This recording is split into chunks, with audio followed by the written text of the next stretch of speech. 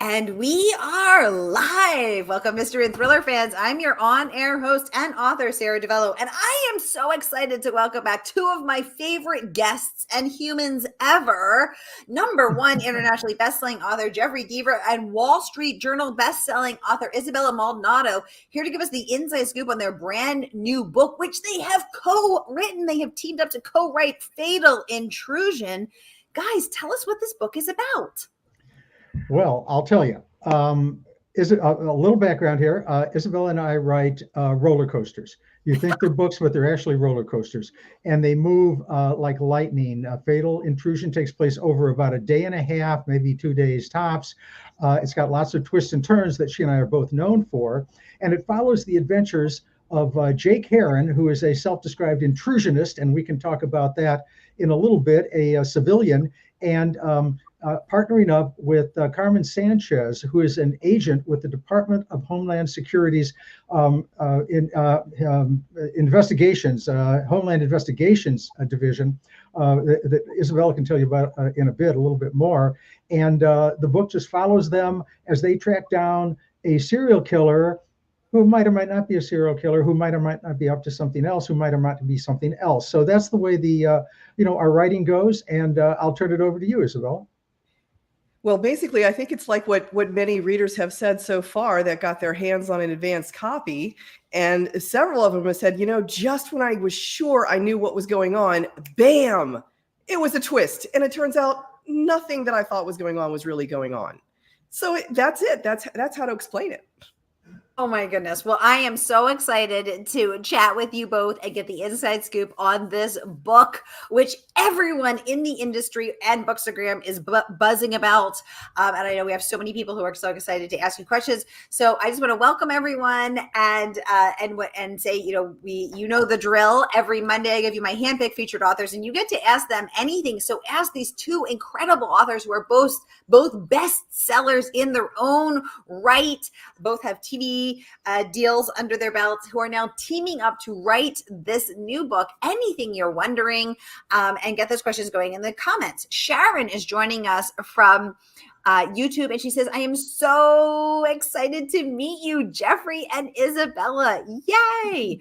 Oh my gosh, we are in for a treat. So, okay, we had some questions submitted in advance, so let's jump right in. So, how did this collaboration work in terms of getting the work done? Did Isabella, you write Carmen, Jeffery, you write the professor? I mean, did you then edit each other's chapters? Did you take turns? I mean, how does it work?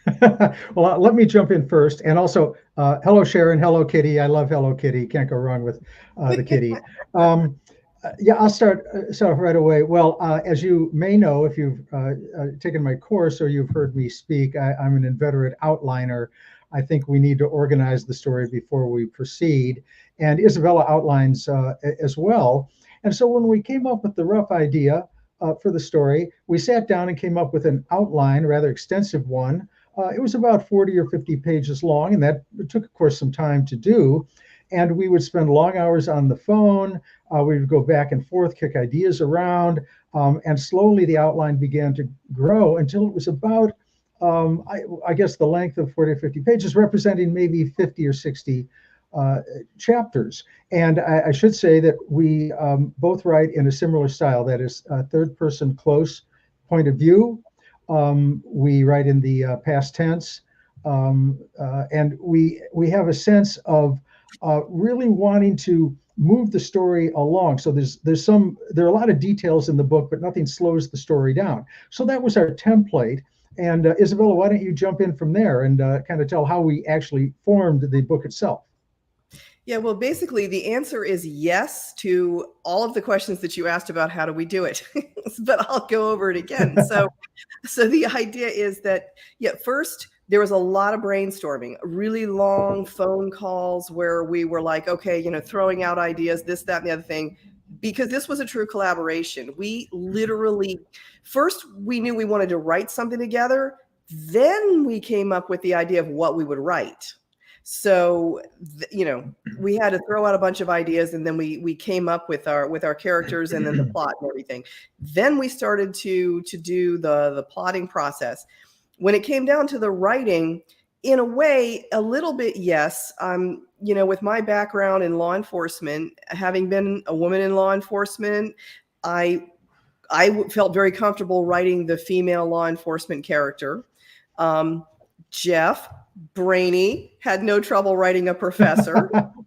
But on the other hand, though, and this is something too, is I did write chapters in Professor Heron's POV, and Jeff wrote chapters in Agent Sanchez's POV. We both did that. And then the other thing too, and this is so important, is that we edited each other extensively, many, many, many times. So to do that, we had to declare an ego-free zone. And it was like, just edit my stuff. And it always got better with each of our edits.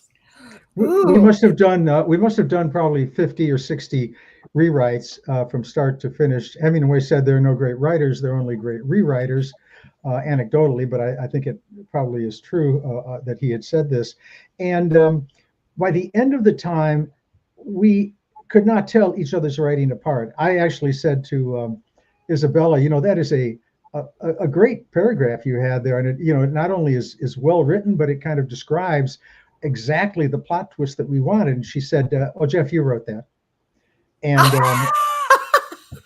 and the opposite happened. The opposite happened as well. So it was and I should say, if anyone is out there, and we know there are many, many writers out there, of course, thinking of writing with someone, it was a pure joy. We've had so much fun. And, that's, I tell my students when I teach, it's got to be fun. If you're not enjoying it, you're in the wrong business. So for us, it was a great deal of pleasure. Oh my gosh. Well, we have a lot of questions pouring in about this process. Robin, joining us from Facebook, says ego-free zone. Wow, very cool. Renee wants to know, how did you keep the ego-free zone? I want to know too. Well, actually, you know what? I want Jeff to answer this because, to me, Jeff is the one who could have had, a massive ego and would have been justified. He's, #1 international best-selling author, has written over 50 novels, huge success, major motion picture deals, right now a #1 TV show. I mean, everything you can possibly imagine. And then it turns out he's so humble. And he's just like, oh, do you like this idea? Or, look over, feel free. And I was so impressed. And so maybe it would make sense for Jeff to talk about how he did that. Sure. And the answer to that is this. And I'm not exaggerating. I wake up almost every morning, every other morning maybe, terrified. And what am I terrified of? That I will stumble, that I will write a scene that is too gruesome, not gruesome enough, too slow moving, moves too quickly, that my readers will scratch their head and say, oh, give me a break, that's not credible. After 50 books and 100 short stories, as Isabella was kindly saying, yes, I still feel that my job is to give my best to the readers. And Isabella feels exactly the same way. And so ego gets in the way of that goal. People pay money and they spend time with our books. And you know what? They are the gods in our pantheon, and we have to make sure we give them the best we can. And an ego would have been counterproductive to that. Oh, I love that. I love that. Robin saying, hey, Isabella, you're no slouch either. Absolutely. Yeah, I think, Jeff, one of the things that I have learned about you, interviewing you over the past 4 or 5 years, is Isabella said it exactly. You are so humble, and your dedication to the craft is just unparalleled. Like, your brain is a well-oiled machine. George, welcome to the conversation. Says, I finally made one. Hello, Sarah, and hello to 2 of my favorite authors. Hey, George.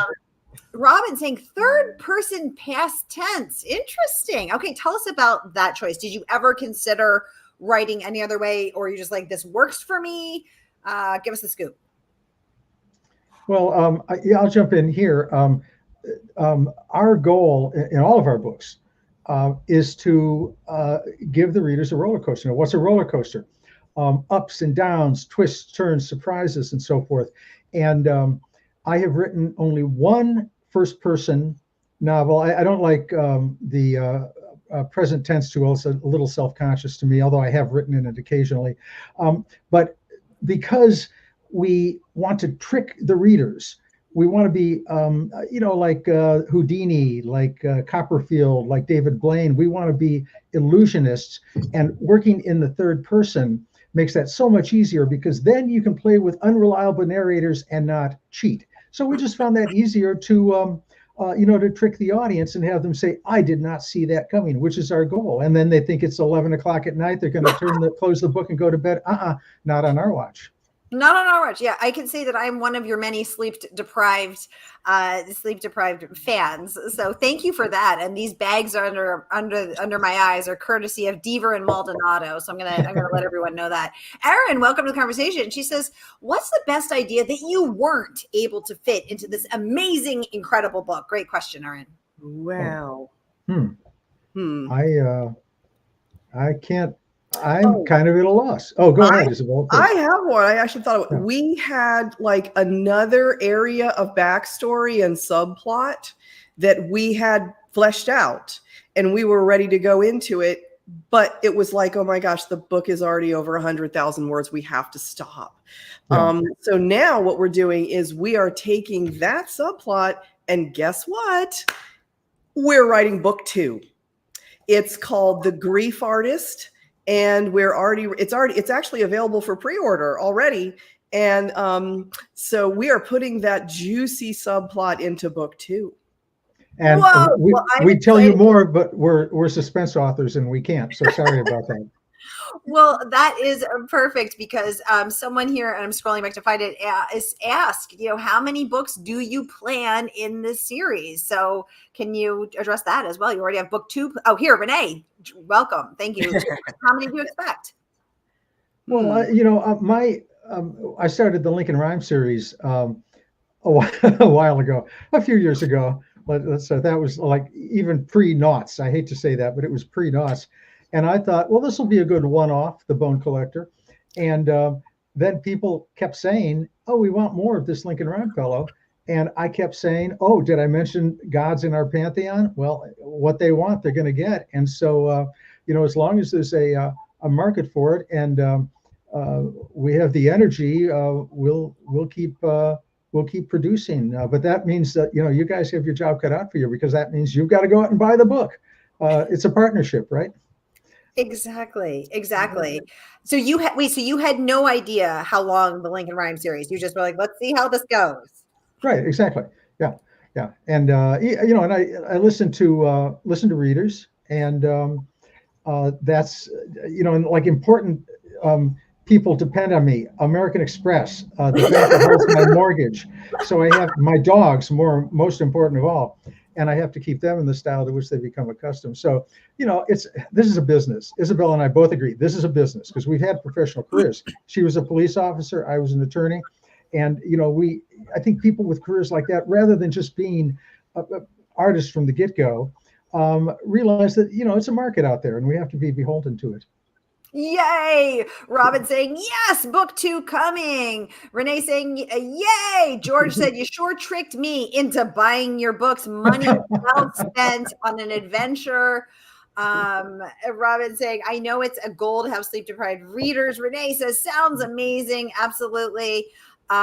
Yes. And on that note, I want to let you know that the book is available for pre-order now from our favorite woman-owned independent bookstore. That is Murder by the Book in Houston, Texas. And whether you're watching with us on Facebook or YouTube, you can click and pre-order here to get your mitts on Fatal Intrusion, which we now know will be book 1 in the series. Book 2 already underway.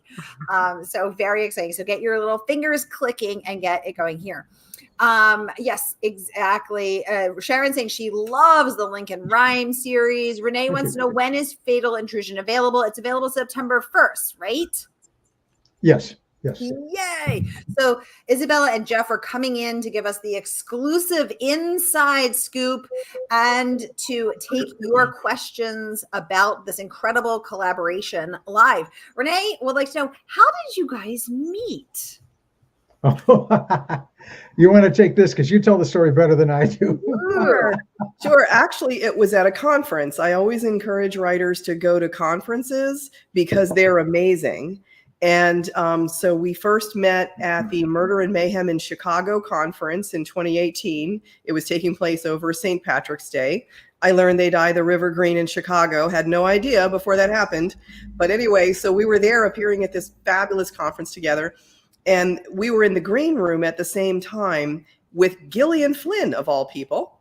And the three of us just start, joking back and forth. And we're just telling jokes and riffing off each other. And we come up with an idea for this plot about a baby who's like, a mafia don and takes over the world. It was hilarious. And we're just cracking each other up. It's like a contest to see who can make the other one laugh harder. And yeah, so if somebody made me snarf my drink, I'm sure. But anyway, so we got through that and I realized that I really like Jeff. He's so funny.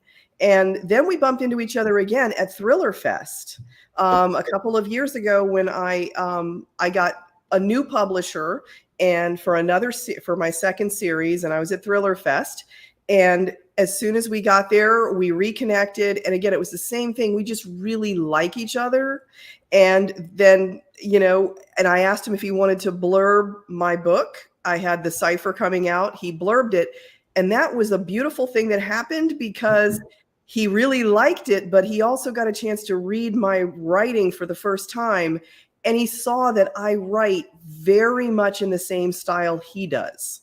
And that came into play later when we, were together at Thriller Fest again, and we reconnected again. And it was just like, you know what, our styles blend. And I have been compared to Jeff many times with my writing.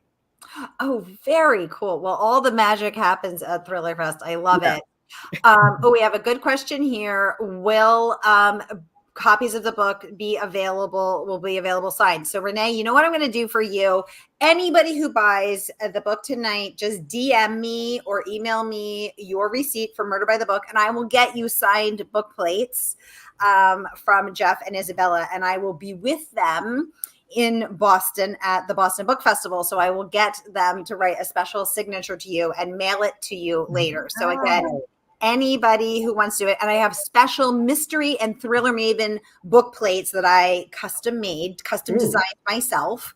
And the really cool thing is Jeff actually draws a little doodle for you. So I have had Jeff draw me Christmas trees, dreidels, all sorts of fun things. Isabella, we're going to need you to get, get drawing. And so anybody who wants a signed book, just DM me your receipt and I will get you that signed book in a special. Oh, thanks for all the hearts, you guys. Get you a signed book. Okay, Robin's saying, okay, Jeffrey, now we know you're a good human. You must love cats and dogs. Jeff, yes, exactly. And George wants to know, can you tell us about your dogs? Well, yes. And as between cats and dogs, I definitely love one category. I say that I have had cats and dogs throughout my life. I love all animals. I actually, a very fast story. I was writing away and I looked up and found a knoll or a nole, however it's pronounced, a little chameleon on my computer. I live mostly in North Carolina, and I thought, oh, it's actually quite a fascinating thing. And I was going to put it outside, but North Carolina is the land of like all kinds of crazy things. And in addition to people and politics, but wild animals I'm talking about.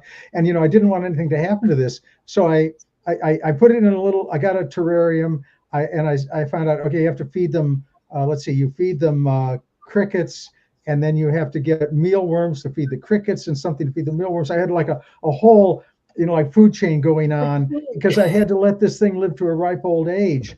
And but that's a different story. My dogs are called Briards, Briards, and it's a herding dog. But speaking of dogs, Isabella and I, as we mentioned, speak frequently on the phone.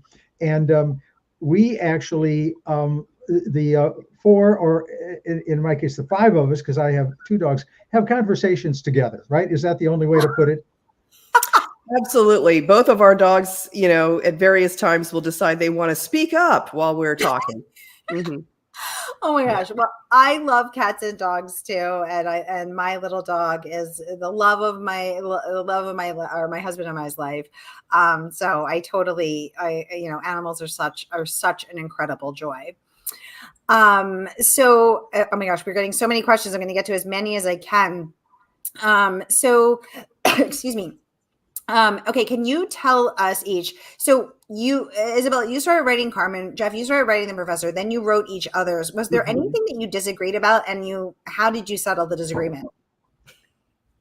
Well, yeah, there were creative discussions, and and Isabella's laughing. And I kind of breached the general topic, and she may want to fill in a little bit.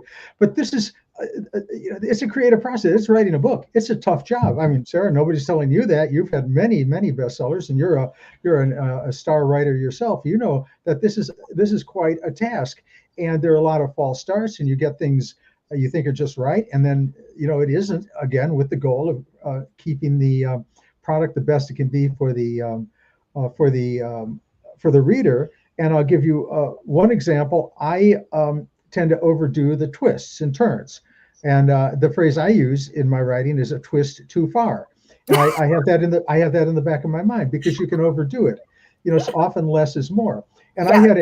I had a scene at the end of Fatal Intrusion that I had proposed. We had not written it yet, in which it was like Freddy Krueger. We think he's dead, and then he comes back at the end. It's not like a cheap horror theme, horror film motif or theme, and it was just too much. And Isabella said, frankly, I just think it detracts in a very nice way, of course, because we're working together. We're partners in this whole thing, and I said, you're right. And then then I had something about a proposal of hers that I somewhat objected to. Do you want to go into any details on that? There will be a precious few. I wrote a chapter, and sometimes, for me, when I write a cop scene, sometimes the cop humor just really comes out because it's just way too much of it. And so I was writing like an interrogation scene, and I was just getting a little bit much. It was getting to be over the top. And it was funny because he referred to a twist too far. We sort of joke about it now, where he's like, yeah, that's a bridge too far. That scene was too over the top. And I won't we won't say anything about it, except my comment to Isabella was, in all good spirits, people will be reading this book while they eat dinner. Yeah. It just was too much. Yeah. So we had to dial it back. But the thing is, that's the ego-free zone part, where we both had to we have enough respect. We not only like each other, but we respect each other, that it's like, you know what? I totally respect that judgment. So yeah. Oh, I see someone just asked, do either of you just say that part sucks? No, because that would be disrespectful. That would be disrespectful. Okay. Exactly. Yeah. So ego-free but respectful. Oh my God, everyone is just cackling with us. Exactly. Yes. Oh my God, I love that.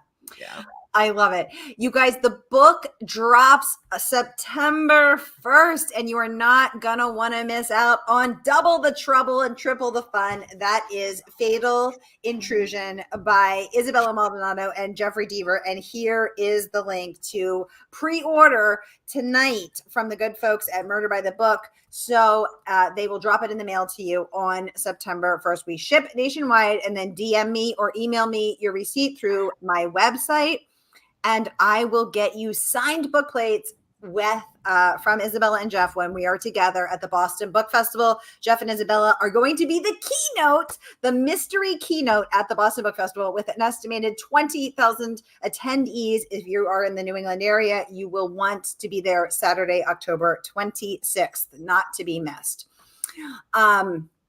Okay, so thank you. Vicki, welcome to the conversation.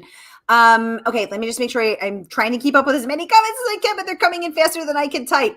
Everybody is loving all of the dog information. Isabella, what kind of dog do you have? I have a Bernie Doodle, so half Bernese mountain dog and half poodle, standard poodle. So it's a big, close to 80-pound, just love bug. Oh, I love this. Oh, everybody's really excited for the book plates. Robin, it is my pleasure, of course. Anything for my mavens. You are Team Maven. Anybody gets those. It's a great idea that you're doing those book plates. That's brilliant. Yay. I Well, love it. I think one of the cool benefits of having, an independent bookstore is that we can, track those orders, and we can, we can offer cool stuff like that. So yeah, it's such a pleasure. Okay, let me just make sure I didn't miss any questions. Okay, I actually have some questions. Each of you, do you have a favorite scene in the book? And did you write it, or did your partner write it? Oh my.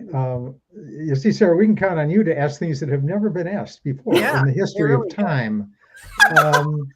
Well, if you want a moment to think and stall, I'll tell you. Go right ahead. Yeah. I love the opening scene. Ooh. It is such a cool scene. And here's the good thing about it is that, they have a little sneak preview. So you can actually go and read that opening chapter even now before the book comes out. It's such a cool scene.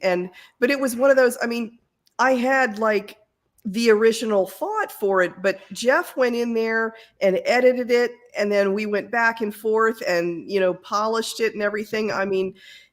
By the time we finished with it, it was so cool. And the nice thing I can say about that too, is it's a microcosm of the whole book, because it's like a mini story of its own. It has a beginning, a middle, an end, and then a twist, and then another twist, all in the first chapter. Yeah. And I give you credit for that one, Isabella. That was, we had the rough idea, but that was, it's just a stunner, and it's getting everybody's attention. The people who've read it already, and the people who will read it, that's going to launch them into the story. A favorite scene that we both wrote, we took hands, we each took a hand in it. There's a scene in which Jake and Carmen have a backstory, and this is where you're going to find my explanation a bit lacking, because again, the twists and turns are so important.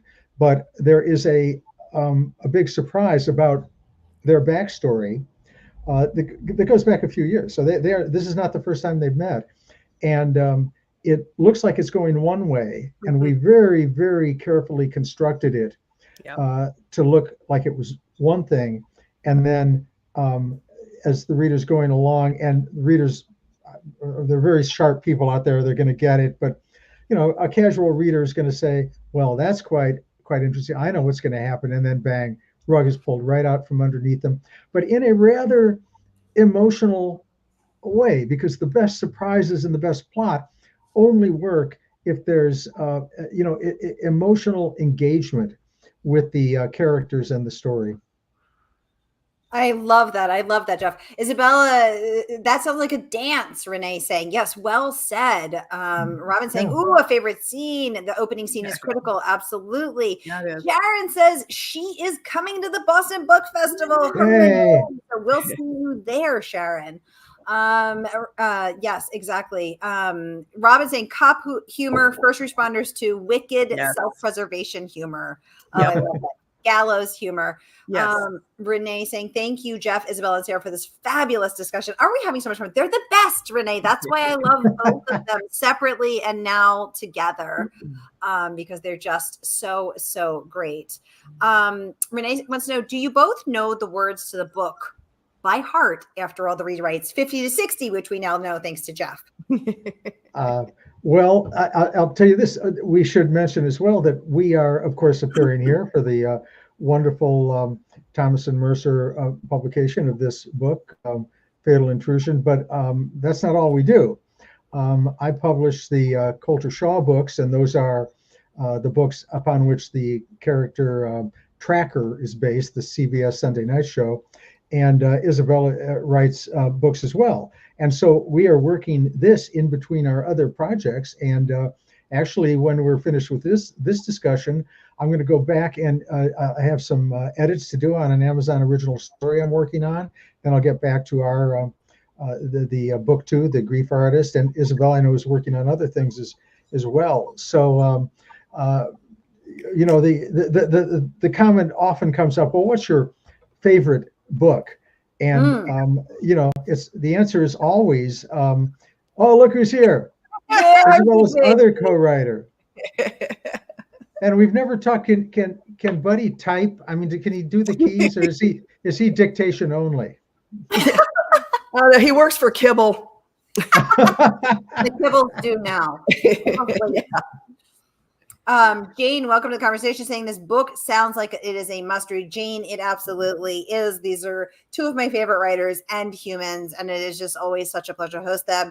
So yes, absolutely. Here again is that link to pre-order Fatal Intrusion tonight, and the good folks at Murder in the Book will get it in the mail to you on the morning of September 1st, and then DM me your receipt and I'll get you a signed book plate. George saying, sweet, yay. All right, you all. Oh, I had one more final question. Okay, so Carmen is a rule follower. The professor lives outside the lines. Who here is a rule follower? Are you both rule followers, or who's the renegade in this team? I don't know. Yeah, I mean, I still can't get over it. If you've ever been to an airport, they have this new store that in which it's loaded with video cameras. Jake would go absolutely crazy because he's a person who distrusts intrusion and so forth. But you know, they have your credit card and you walk in and you buy something by picking it up and putting it in your pocket. And I still feel guilty about that. I mean, they know, you know, the credit card, it's everything. There's not a problem. But it's like, what if something goes wrong and I walk out and, you know, they put me in cuffs or whatever. And I wouldn't, you know, it's not the legal issue. I would feel so guilty stealing from the store. So I did create Jake to color outside the rules, but I'm a kind of an inside the lines sort of guy myself, as I think Isabella is, but I won't speak for you. No, I am, obviously, having had to enforce the law.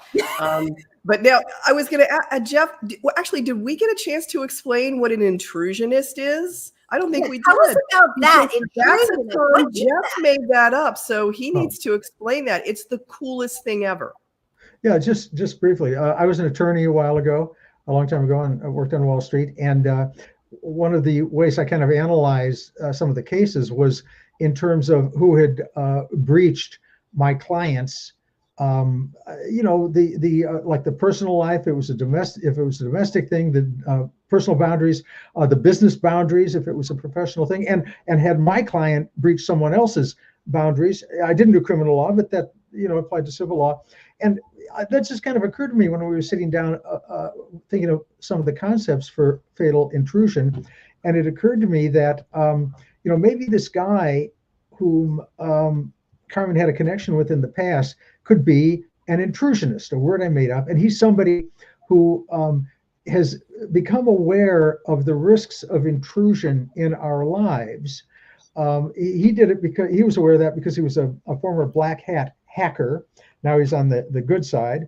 But also he's kind of a crank, and he looks at government intrusion. He looks at, you know, overreach by the government, by government agencies, by corporations. I don't know how many people have their cell phones out like I do next to mine. You notice I haven't looked at it, but I've heard like 3 or 4 buzzes. And those are going to be from pollsters or telemarketers. I got one today saying they had a good opportunity for me if I wanted to work outside the home. So that was a form of intrusion. And and he also is very concerned about domestic abuse, which is a form of intrusion, because we've all had situations we let somebody into our life, and some are far worse than others, but that person crosses some boundaries and maybe doesn't step back when we say they should. And so Jake tries to help people protect themselves. So that's where Jake Heron came about. Well, I am so excited for everyone to meet Jake and Carmen through the brilliant minds and words of Jeff and Isabella, and to get to meet these characters in book 1 of what we now know will be a series. Y'all, we are out of time. Time flies when you're having fun. So once again, the link to pre-order Fatal Intrusion here in your stream. And thank you so much for joining us, Isabella and Jeff. Thank you for joining us. Give us the inside scoop. George saying, the ultimate intrusionist. We want to talk to you about your car warranty. Oh, yes. So true. Good one. True. Megan says, such a great conversation. Sharon says, so much fun tonight. George says, thank you all very much. Wonderful, wonderful time. Thank you all for joining us. Carrie, thanks for joining us. Iris, Jane, Brenda, if I didn't get to you, Jojo, Robin, Anita, Maria, Irma, Vicky, Lori, Laurie, Wanda, Beverly, Milta. Oh my goodness, I can't even get to everybody. Thank you so much for watching. Thank you for being with us. We have loved having you and loved chatting with you. And I hope you have a great week. May the days and the pages fly by. Rachel, Sybil, Sarah, Eileen, Alan, Alice. Oh my goodness, I can't even keep up. Noelle, Steve, Patty, and Brendan. Thank you all for being with us tonight. Jim, thank you. Very kind words. Thanks for being with us. And Jeff and Isabella, I will see you all in Boston in just. And thank you, Sarah, for your indomitable enthusiasm. Yeah, and brilliant questions. Oh, it is always such a pleasure to host both of you, and now together. All right, y'all. Okay, see you soon. Have a great night.